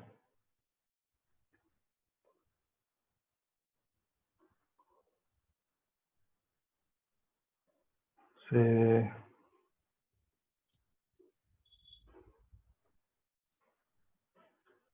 again very, 1. Again nice, 1. So very, it's kind of like, it's not a very logical program, just to show the syntax or to start with. I'm just writing, but projects, all this code will be real-time projects only. Then from next session onwards, we'll be doing some real data analysis. I'll share the Git link also, where the code is there.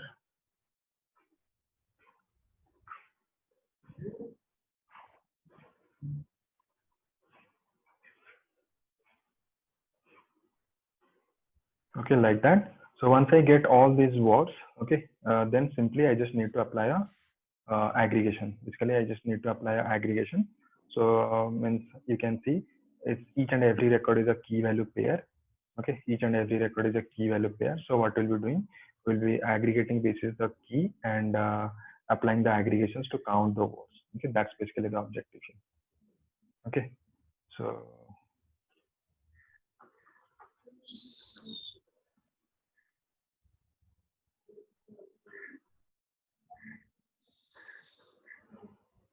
okay, so these are basically the steps we'll be following to solve this particular problem. So we'll be writing our first program. Okay, we'll be writing our first program to solve this. Okay, so every day, whatever text we are writing, just make sure just share it with everybody so that we have the examples available with us. Okay, actually it's not well.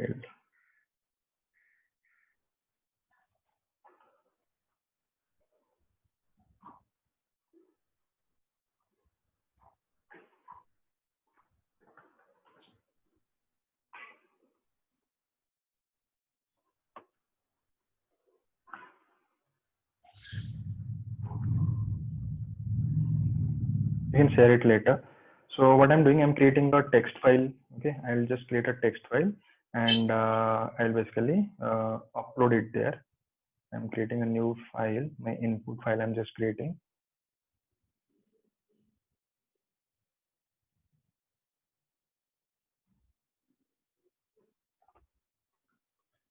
The same file I'm just creating, I'll be uploading it.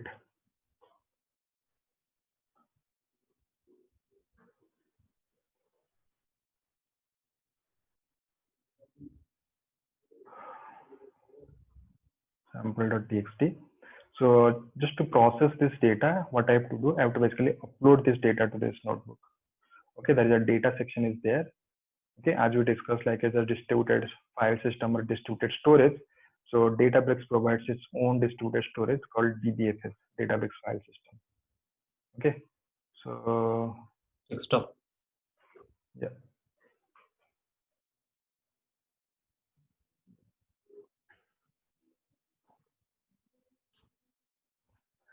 Okay, I just uploaded this file. So now just imagine, like as we discussed, like the clustering software, like what we'll be using, it's called Yarn. We'll come to that later in details. For now, just imagine, just like you are executing a Java program, you require a JDK to be installed on your machine. You want to execute Python program, you require a Python kernel on your machine to execute. You want to execute a C program, you require the C compiler to execute it.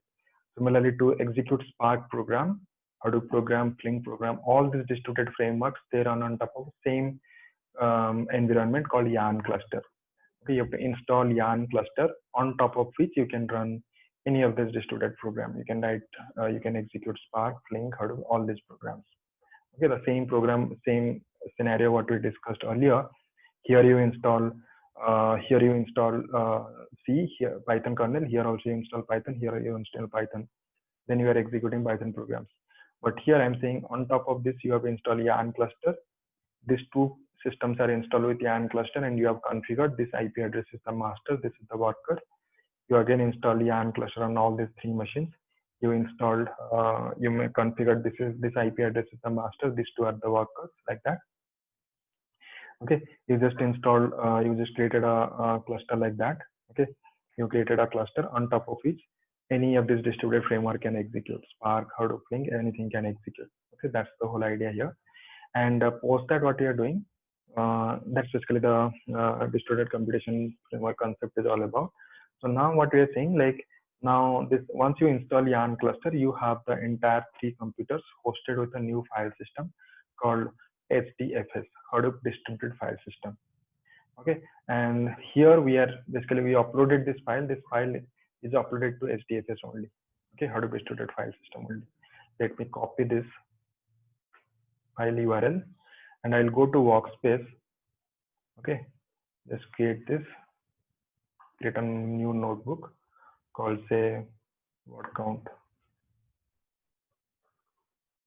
It's saying language option, so Java, Scala. So Java is not there, Python, Scala, everything is there.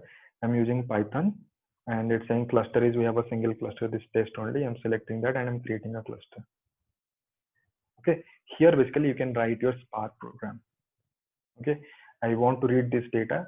Say the file is basically, I'm saying, I'm calling it text. I'm reading some text data. I'm creating a variable.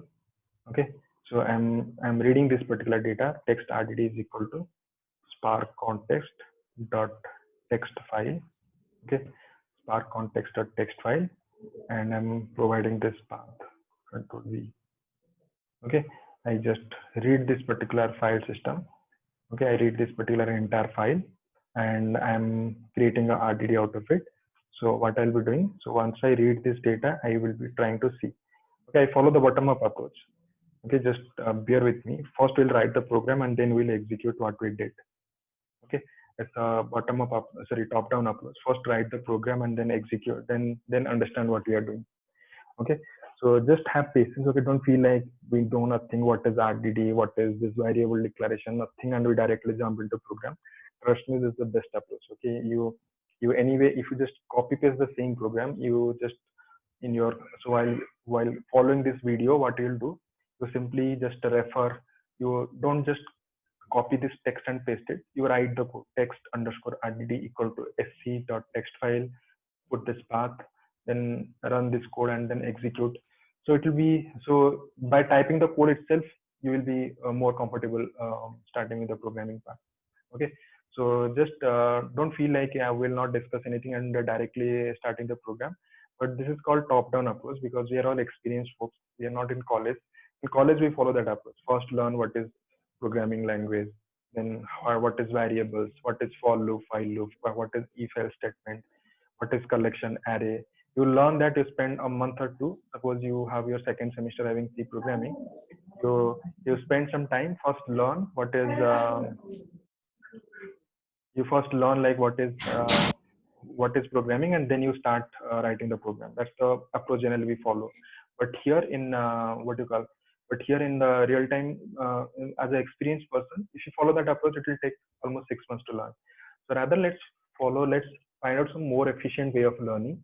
So we will learn by doing. First, write a program, and then we'll dissect that entire program word by word, and we'll execute. Okay, as I mentioned, like RDD, we have just discussed, like it's a 12-hour session. So today officially it's the day one. Yesterday it was the day zero session, right? So from today onwards, like I'll take another, including another 5 sessions, like another 10 hours to discuss the entire RDD part. Okay, so just bear with me. Okay, so we'll come with the great details. Just for now, just have patience and just understand like what we are trying to do. Okay, so first what we did, we just created our file. Okay, this is a distributed file which is distributed across hundreds of computers. Just hypothetically think like it's not just a single node cluster, rather it's a 100 node cluster, and this 100 node cluster is having this data sample.txt. It's not just a 1 KB file, rather it's a 100 terabytes of data. So it has been distributed across multiple computers. Once you upload this data to the SDFS file system, this data is scattered across all computers in bits and pieces, but it just created a single URL. Okay, it's saying once you upload this data, it's saying like it's a 100 TB data, but you can access this data through this URL. Okay, so we are writing a Spark program. We are reading this data to do some ETL, do some data transformations on that.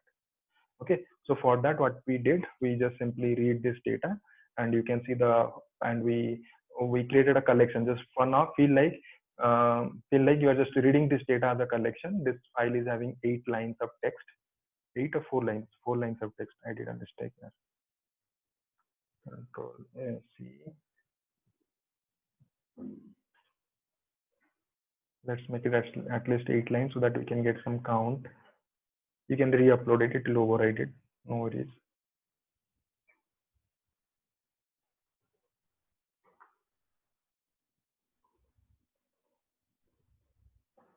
Oh, sorry, it just changed. It didn't override. It created a new file underscore -1. That's fine. I can go to recent. The file, whatever I've created, I can just change it here. Okay, so first time what I did, I just uploaded this file, and this file is scattered across this all 1,000 computers, and it can be accessed through a single URL, that is /filestore/table/sample-1.txt. Okay, so I'm reading this file and creating a collection out of it. Okay, just like collection means, you know, like list, state, map. So just feel like you're creating a list. Test RDD is nothing but a list, and you just read the first 2 records. Okay, first record is very good, and second record is awesome. Okay, and what we discussed, if you just follow the same example, I'll open test. So just follow the same steps. First, you read this data, you are able to get all these records. Then you will be splitting them. Okay, you'll be splitting them together and create a list of all these words. Actually, I have to finish it in 10 minutes. I have another batch. So what I'm doing, say I'm creating words RDD is equal to text underscore RDD dot, yeah, exactly. Take is kind of pandas dot head. Okay, and let's not confuse other people. So it's kind of like this data I'm saying like it's 100 TB data, like it's having a billion records. So you will not be able to see the entire data in the console. You have to see one by one. Okay, so you can see a few record, a handful of record in the console. That's why I'm using take function to see the first two records of that data, how it looks like. Okay, text RDD. So I have a function called map. Map is a function to apply a transformation. Sorry. Map is a function to apply a transformation. So what I'll be doing, I'll be passing a function inside to split each of these words. Okay, say str underscore split is a function. I'll come to that in details. For now, just imagine you just created a list of all these sentences. These are sentences are nothing but strings, and those strings will be converted to words. Okay, each of this very good will be splitted to list of very comma good.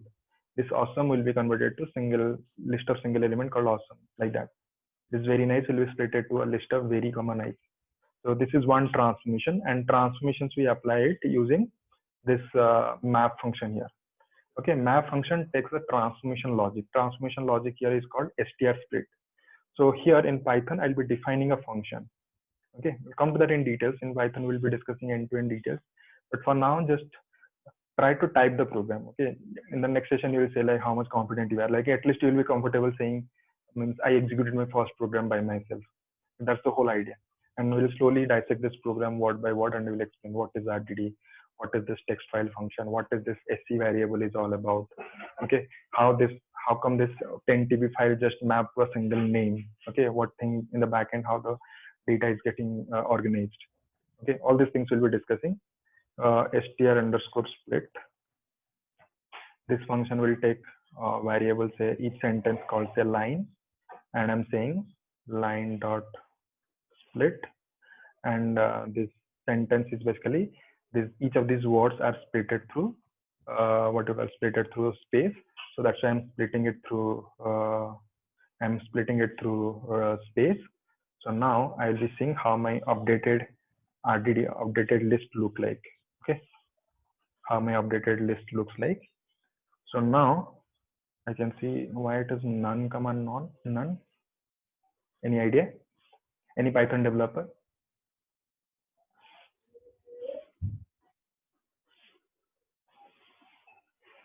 Any Python developer here who can say why I'm getting none comma none first two records? We need to pass the line. Sorry? If you pass text.rdd, text underscore RDD. Text RDD we have used here. Oh, okay, fine. Are you returning that one? Exactly. So we are basically missing the return Next statement. So every time Okay. you are basically want to return some value from the function, so you have to basically use the return keyword. You have to return this list. Exactly. Now you can see first sentence is broken into very good, and second one is basically awesome. Earlier we saw first sentence was very space good, and second sentence was a single word, that is awesome. Now you can see like you are getting all this list properly organized in this way. Now, so that means we got yeah, please. See that one smaller. Basically, that delimiter comma you have not mentioned anywhere, right? So we don't have any. No, it's not delimiter comma. So in what you call, when you are creating list in Python, suppose you are saying list of 1, 2, 3. Okay. So when even if you just print L, it will print like the elements in comma delimiter. Okay.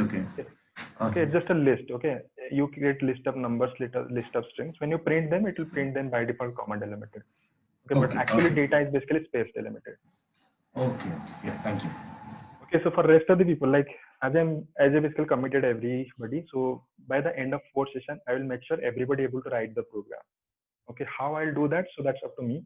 But just have patience and be open up. Okay, nothing to shy out. If some person is asking question, I am feeling like I'm not able to ask the question, so nothing to hesitate, nothing to worry. Okay, trust me, like end of the day, the objective should be like we should all be able to write the program. And you know, like every other big data openings are coming full with hands-on. Okay, so there is no way, like we have to write the program. Let's take baby steps, like line by line. We'll write a very small program today, and you can see, like I'm writing one program, we are seeing the output. Again, another program, another line we'll be writing, and we'll be printing the output. So step by step we'll be going. Okay, so if you just remember the steps what we followed, we first read this data. Okay, each line is basically each sentence is basically a record, and then we are basically printing them. And then what we did, we splitted them through this list of words. So this part we completed.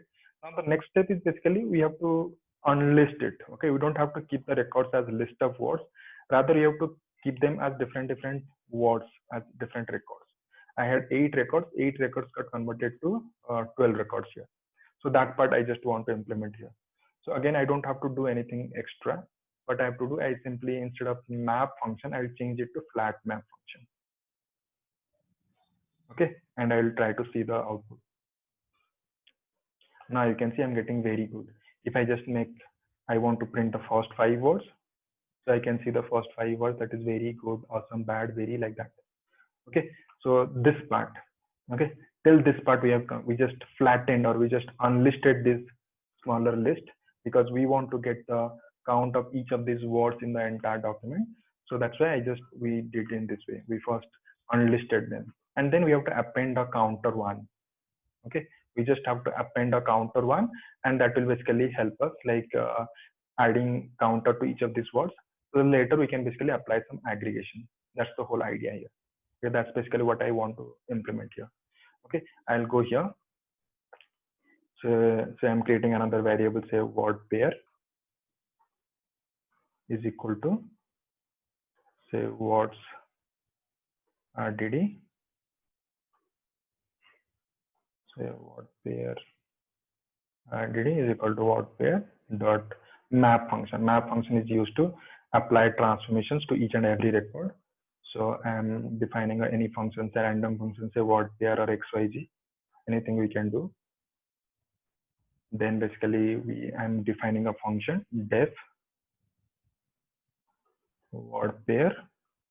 It will take each word and it will basically return what? It will return a tuple of the same word, comma 1.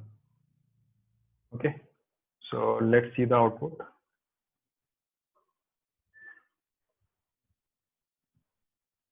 Cool. Each of these word is now converted to word, comma 1 pair. Okay, now kind of like 50% thing is done. 70% of thing is done. I just need to apply an aggregation. Okay, so I just need to apply aggregation. So I'm saying, say, word count RDD is equal to word pair RDD dot, for applying aggregations, we have a function called reduce by key. So we have a function called reduce by key function, and inside that, say I'm passing a function called, say, addition. Okay, I'll be defining a function, say def addition. It will take 2 parameters, say n1 n2, to add it up, and I'm mentioning return n1 plus n2. Okay, so now word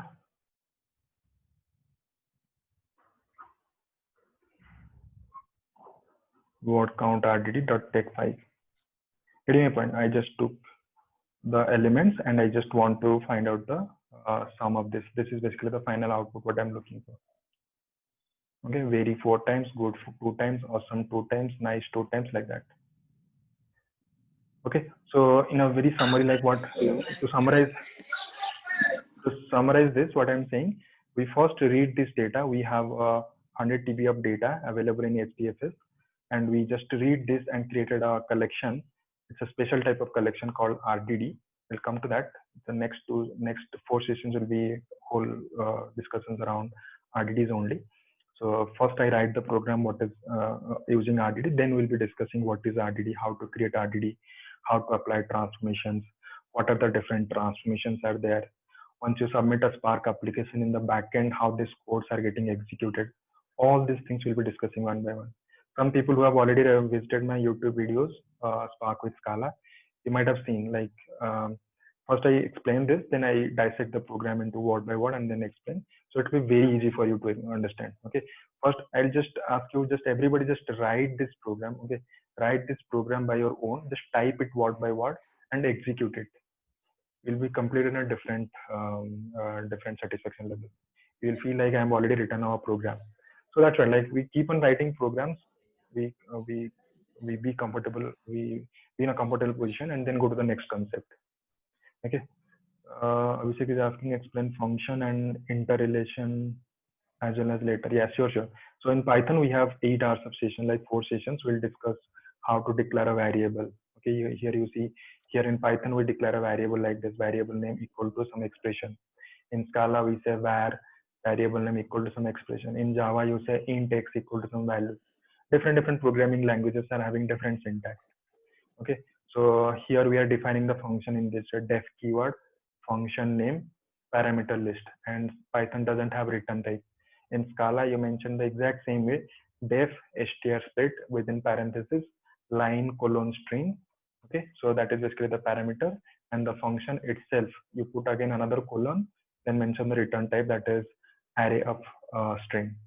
Okay, in Java, you mention say function name str split and str split within parentheses int or basically string line. Then you return. So you mention like array of string str split and you pass line colon string. In different languages, we have different syntax to define a function. Here in Python, this is the syntax. A def keyword, function name, parameter list, no return statement here. But in the function body, you write the function body and the last line should be the return statement. Okay, like that. So that's right, like we'll discuss all these things. What is functions, what is loops? There are two loops, for loop, while loop here in Python, then the generators, comprehensions. Okay, then the oops concepts like class, object, okay, class, functions, then what you call decorators. Okay, then collections like list, set, map, tuple, everything we'll be discussing. Okay, so whatever things required for a Spark programmer, all these things, as I mentioned, high level means top down. First we execute it, and then in the Python sessions we'll be discussing what are each of these parts there. Okay, just bear with me. Okay, don't just give up like saying, yeah, this is a 15-line program, I'll not be able to digest. Trust me, manual testing people, I can connect you 5 manual testing people, they have already cleared interview. Okay, so don't feel like you're a non-programmer, you'll not be able to grasp it. Just bear with me. Just whatever programs you're executing daily, just be honest with yourself. Try typing the same program by your own. Then just tell me like what's your thing. Anyway, as I mentioned, like 4 or 5 sessions we can join for free to basically assess like, are you able to grasp the concept? Are you able to write the program by your own?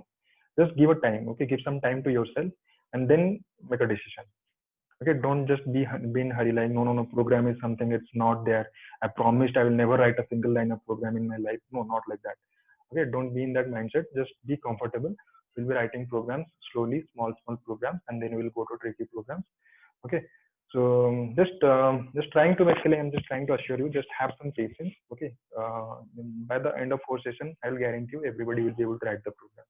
Okay, so don't worry. Okay, so yeah, so that's how I'll basically define the function, and we discuss like how to apply the ETL, how to apply transformations and all.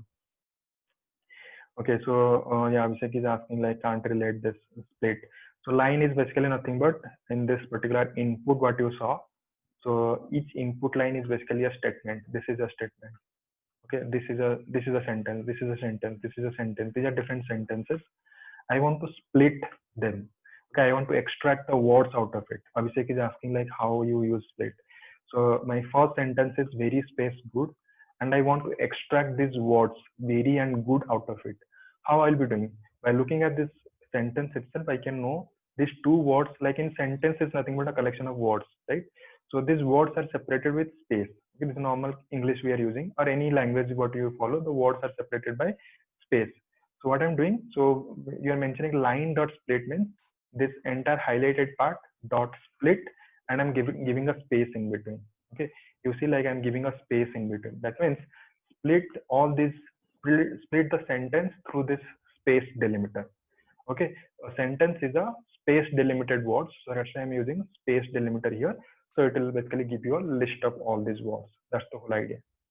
Okay, we'll discuss in details. Okay, we'll discuss all these things. Whatever things I mentioned in my website and I shown you yesterday, all these things along with some advanced concepts like decorators, generators, comprehensions, and pandas data frame also I'll be explaining you, because later we'll be using data frame, Sparks data frame.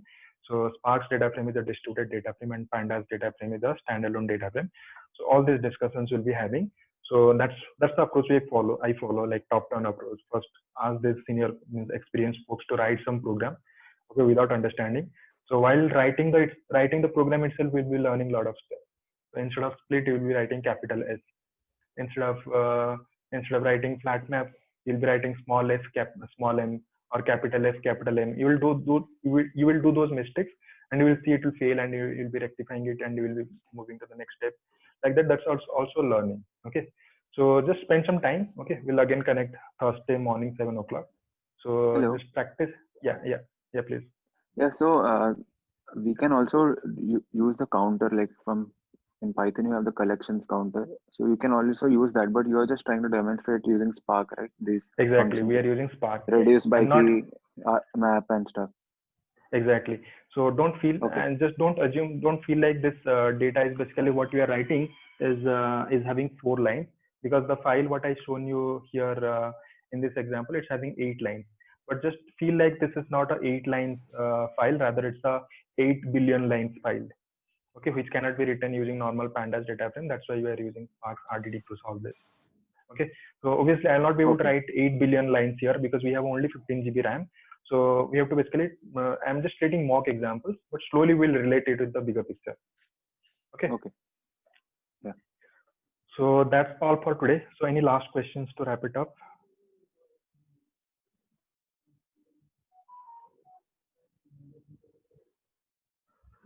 Okay, if no question, then we can wrap it up. I have another batch. I'm already 6 minutes late. So just keep practicing. I'll share the recordings with you, and feel free to ping me if you have any queries and all. We'll again connect on Thursday. Okay. Thank Okay. you. Thanks everybody. Thanks for your time Thank again. Really appreciate.